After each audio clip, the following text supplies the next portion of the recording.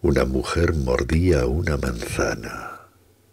Volaba el tiempo sobre los tejados.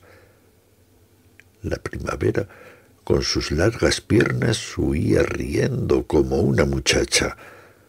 Bajo sus pies nacía el agua pura. Un sol, secreto sol, la maduraba con su fuego alumbrándola por dentro. En sus cabellos comenzaba el aire. Verde y rosa la tierra era en su mano. La primavera alzaba su bandera de irrefutable azul contra la muerte.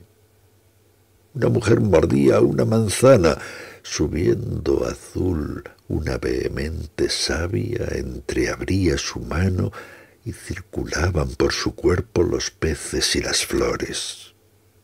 Gimiendo desde lejos, la buscaba bajo el testuz de azahares coronado el viento como un toro transparente.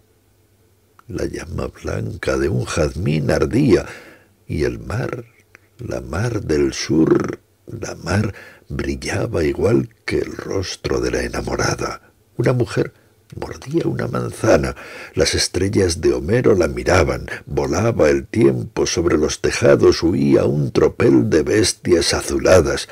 Desde el principio y por siempre jamás una mujer mordía una manzana.